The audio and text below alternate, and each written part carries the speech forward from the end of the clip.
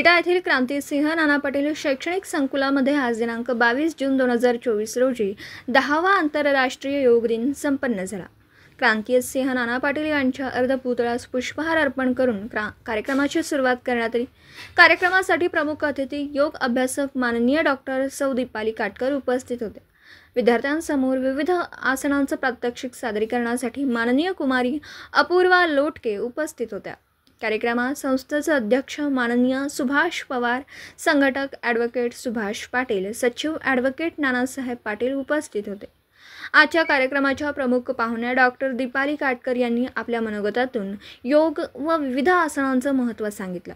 मन आणि मेंदू यांच्यामध्ये समन्वय साधून शारीरिक व मानसिक स्वास्थ्य योग केल्याने उत्तम राहते।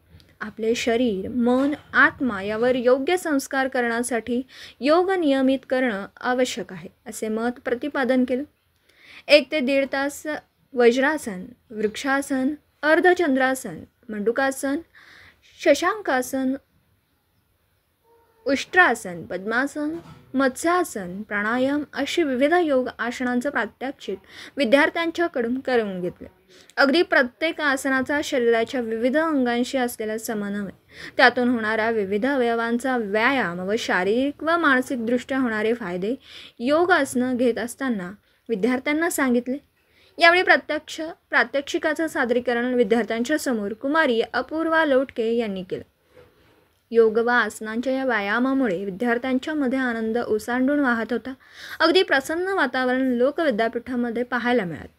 कार्यक्रमाचे सूत्रसंचालन व प्रास्ताविक सौ रोहिणी मोहिते यांनी केले। विद्यार्थ्यांना योगासने नियमित करण्याचे आवाहन करून विजयकुमार महिंद सर यांनी उपस्थितांचे आभार मानले। कार्यक्रमास ॲडव्होकेट सुभाष पाटील, भाई सुभाष पवार, ॲडव्होकेट नानासाहेब पाटील, ॲडव्होकेट स्वाती पाटील, सौ स्नेहल पवार, श्रीमंत उज्ज्वला पाटील, सौ आनंदी मोरे, रवींद्र कांबळे, सर्व शिक्षक, शिक्षकेतर कर्मचारी उपस्थित होते।